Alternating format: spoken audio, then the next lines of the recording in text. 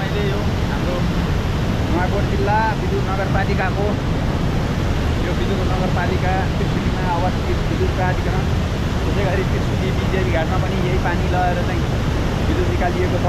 हेर्नुहोस् है, यहाँबाट हेर्दाखेरि एकदम मनोरम दृश्य देख्नु भएको छ तपाईँहरूले। यो चाहिँ ड्याम, यो चाहिँ ड्याम भन्दा पनि यो पुल पानी तारिएको चाहिँ एउटा डाइभर्सन पुल हो। डाइभर्सन पुलबाट पानी ओभरफ्लो भएर झरिरहेको छ। तपाईँहरूले देख्नलाई निकै सुन्दर छ यो। ल म चाहिँ अहिले तपाईँहरूलाई देखाउन गइरहेको छु। ल चिसो आइरहेको छ यहाँ, वातावरण एकदम सुन्दर एकदम देख्नलाई लायकको देखिएको छ। तपाईँहरूलाई यो भिडियो कस्तो लाग्यो लाइक सब्सक्राइब र कमेन्ट गर्न भने नबिर्सिनु होला।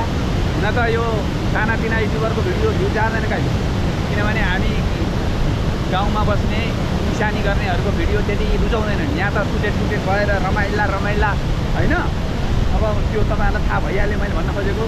त्यो भयो भने चाहिँ यो भिडियो भाइरल हुन्छ, तर यस्तो भिडियो देखाएर चाहिँ तपाईँहरूले भाइरल हुन्छ भनेर चाहिँ मैले चाहिँ सोचेको छैन। अब तपाईँहरूले गराइदिनु भयो भने त्यो तपाईँहरूको इच्छा। यो पछाडि ब्याकग्राउन्डमा देखिरहनु भएको छ, यो चाहिँ झरना झरना भनौँ है यसलाई। अब हामी एक नम्बरको झरना, यो हामीले देख्ने झरना यही नै हो है। अब यो पानी झरिरहेको चाहिँ डाइभर्सन पुल हो। पानी डाइभर्सन गरेर उतापट्टि भित्ताबाट यतापट्टि तारिएको छ। त्यो पनि म तपाईँहरूलाई देखाउँछु। अब अहिलेलाई चाहिँ यता यस्तो छ है त। ल अब यता मैले यता फर्काएँ है, क्यामेरालाई उता फर्काएँ, तपाईँहरूले हेर्न सक्नुहुन्छ।